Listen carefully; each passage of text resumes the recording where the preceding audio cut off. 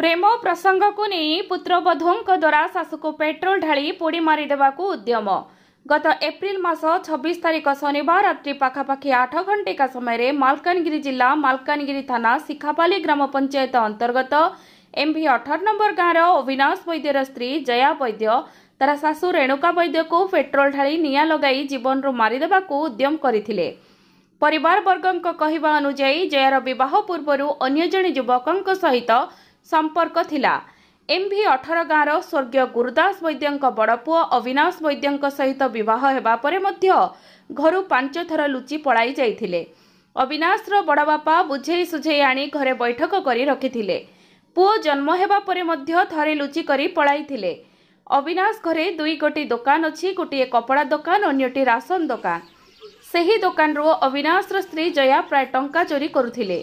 अविनाशर सान भाई तांको मां को पई सुनार कानफुल किनिथिले, सेईटा मध्य चोरी करी स्त्री जया तार प्रेमिक को देइछि बोली अविनाशर भाई निजे पड़ोसी और बड़ बापा गोसाई वैद्य कहिछंती। जयार बापा घर छत्तीसगढ़ राज्यर कोंटारे।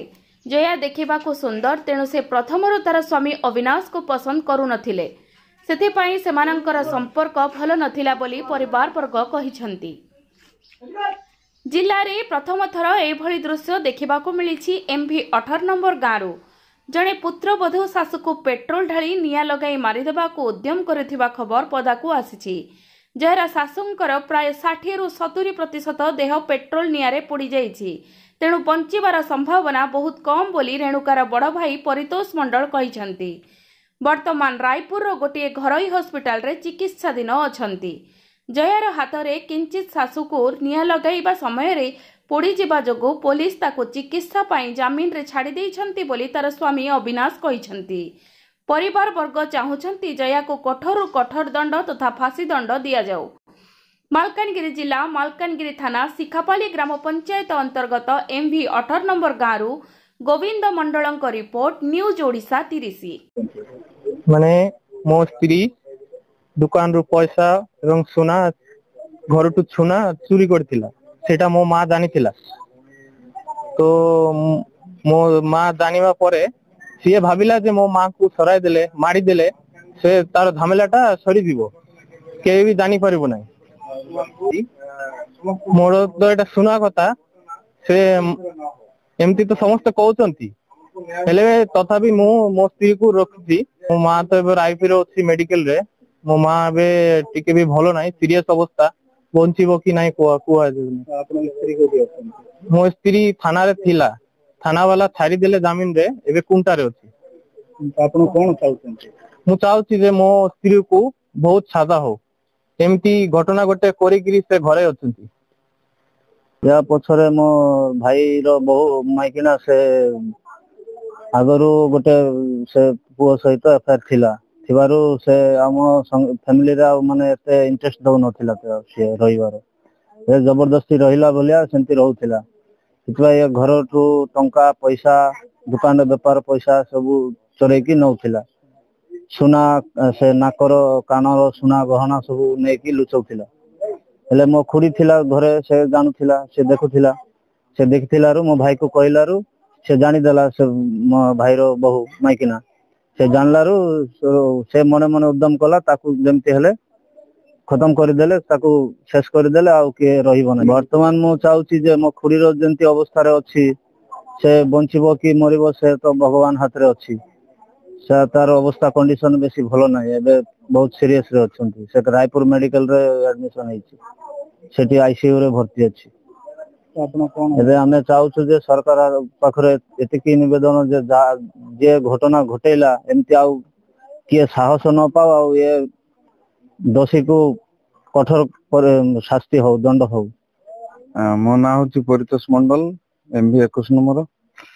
मोर भौणी सान भौणी घटना तो आमे गा सूत्र जाना पड़ी जे यार बाहर नजर थिला बा घर टू जो सोना पैसा सब चोरी करथिला, से हिसाब रे सब मो भौणी जानथिला। तथापि से किछि काकू कहि नांती। से तापरे जो योजना करथिले जे सीसी कैमरा लगाइबे बोली, तापरे सीसी कैमरा ता पर दिन लगाइबे बोली जानि जाइथिले।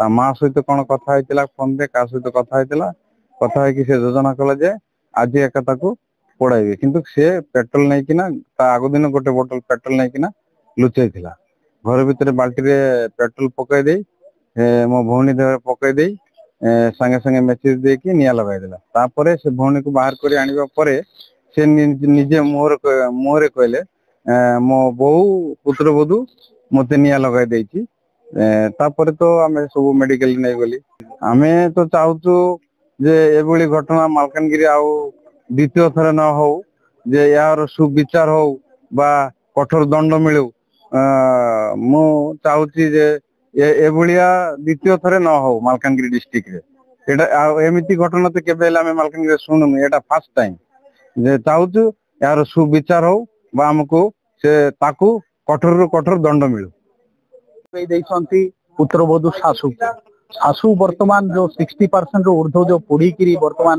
ରାୟପୁରରେ ଚିକିତ୍ସା ହଉଛନ୍ତି ଏଭଳି ଦୃଶ୍ୟ ଦେଖିବାକୁ ମିଳୁଛି ଯେ ମାଲକାନଗିରି ଜିଲ୍ଲା ମାଲକାନଗିରି ଥାନା ଶିଖପାଲି ଗ୍ରାମ ପଞ୍ଚାୟତ ଅନ୍ତର୍ଗତ MB 18 ନମ୍ବର ଗାଁରେ ତ ଏହାକୁ ଯୋଉ ପ୍ରେମ ପ୍ରସଙ୍ଗକୁ ନେଇକିରି ଯୋଉ ଆର୍ଥିକ ଯୋଉ ଅର୍ଥ ଚୋରି କରିବା ଏବଂ ସୁନାଗହଣା ଚୋରି କରିବା ଯୋଉ କଥା ପଦାକୁ ଆସିଛି ଯୋଉ ଆମ କ୍ୟାମେରା ସାମ୍ନାରେ କହିଛନ୍ତି ଏ ପରିବାର ଲୋକ ତଥା ଆଖପାଖର ଲୋକମାନେ କହିଛନ୍ତି କି ଜଣଙ୍କ ସହିତ ପ୍ରେମ ସମ୍ପର୍କ ଥିଲା ଗତ ବାହା କଲା ପରେ ଗତ 5 ଥର ପଳେଇ ଯାଇଥିଲେ ଏକୁଟିଆ ସେ ଜୟା ଯୋଉ ସ୍ତ୍ରୀ ରହିଛି ଅବିନାଶର ସିଏ ଏବଂ ପୁଅଟିଏ ହେଲା ପରେ ବି ଥରେ ଲୁଚିକିରି ପଳାଇଥିଲେ ଏବେ ପରିବାର ବର୍ଗ ନ୍ୟାୟ ମାଗୁଛନ୍ତି କଠୋରରୁ କଠୋର ଶାସ୍ତି ତଥା ଯୋଉ ଫାଶୀ ଦାବି କରୁଛନ୍ତି ପରିବାର ବର୍ଗ ମାଲକାନଗିରି ଜିଲ୍ଲା ଶିଖପାଲି ଗ୍ରାମ ପଞ୍ଚାୟତ ଅନ୍ତର୍ଗତ MB 18 ନମ୍ବର ଗାଁରୁ ଗୋବିନ୍ଦ ରିପୋର୍ଟ ନ୍ୟୁଜ ଓଡ଼ିଆ 30।